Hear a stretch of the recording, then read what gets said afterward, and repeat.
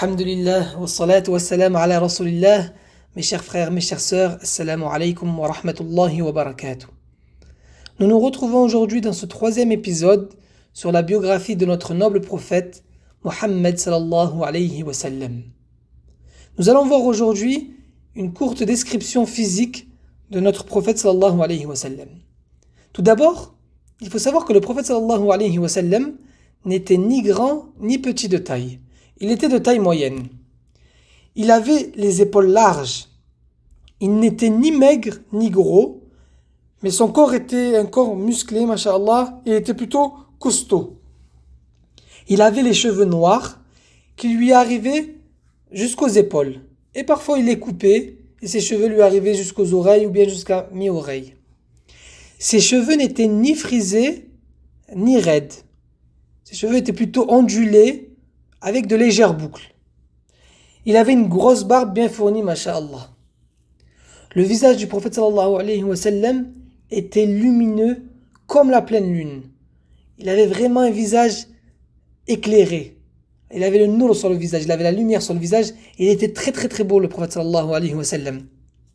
Il avait un teint blanc avec quelques rougeurs sur le visage. Le prophète sallallahu alayhi wa sallam avait une grande bouche.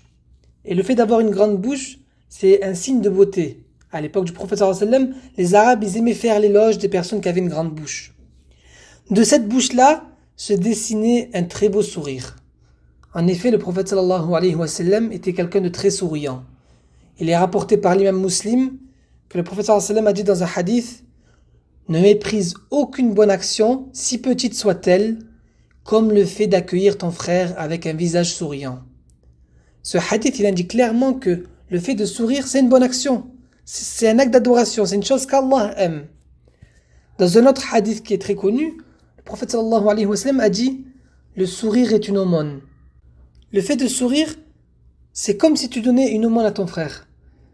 Malheureusement, de nos jours, on trouve certains frères, certaines sœurs qui ne sourient pas en pensant que il faut toujours être sérieux. Le fait de sourire, ça montre une certaine immaturité ou qu'on n'est pas sérieux, qu'on n'est pas bien dans la religion. Si on sourit trop, ça montre qu'on n'a pas forcément de la piété. Ça, c'est vraiment une vision erronée. Ces personnes-là, ils vont à l'opposé du comportement du prophète sallallahu alayhi wa sallam. Le prophète sallallahu alayhi wa sallam, il souriait aux grands comme aux petits. Alors que de nos jours, les petits, parfois, on n'y prête même pas attention. On voit certaines personnes, des petits leur passent le salam, ils répondent pas. Ou bien ils voyaient un enfant, ils lui passent pas le salam.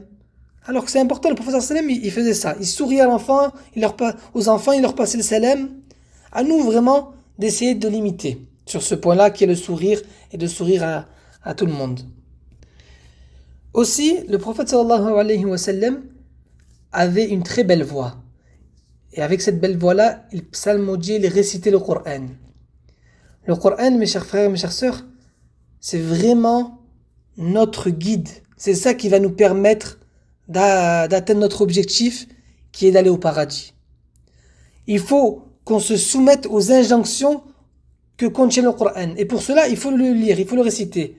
Si on ne comprend pas la langue arabe, il faut lire la traduction et essayer de lire les tafsirs. Il faut essayer de comprendre ce qu'Allah nous demande, essayer d'appliquer ce qu'il y a dans le Coran. C'est très important parce que c'est ça qui va nous permettre d'aller au paradis, les frères et mes sœurs.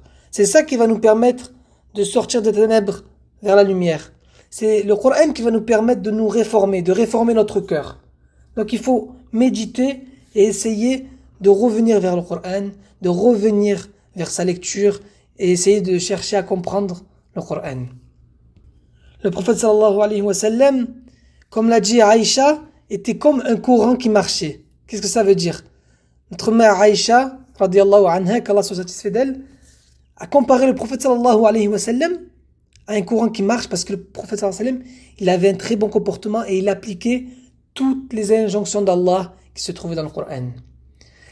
On voit bien que le prophète sallallahu alayhi wa sallam était quelqu'un de très beau, qui était la meilleure des créatures, la plus parfaite des créatures.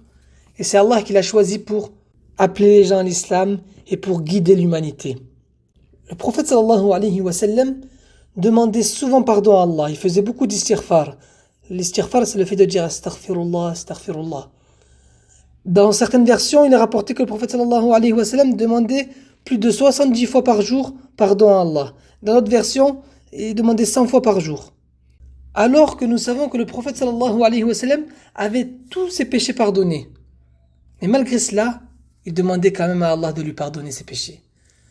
De nos jours, nous, mes chers frères et mes chères sœurs, nous oublions parfois de demander à Allah de nous pardonner nos péchés, alors que nous ne savons pas si Allah, le jour du jugement, va nous pardonner. Mais on délaisse cet acte d'adoration qui est le fait de demander pardon à Allah. La demande d'istighfar, c'est un acte d'adoration qui rapproche d'Allah et qu'Allah aime. À nous donc de demander, de répéter souvent cette demande d'istighfar. Le point que je veux souligner aujourd'hui avec vous, c'est le fait d'être concentré quand on demande pardon à Allah. Malheureusement, de nos jours, parfois, on répète astaghfirullah, astaghfirullah de manière machinalement, on va dire, machinalement, et on n'est pas concentré. Notre esprit est ailleurs, on pense à autre chose, on pense à quelque chose de la dunya, notre cœur, pareil, il n'est pas présent, on ne prend pas conscience de la chose.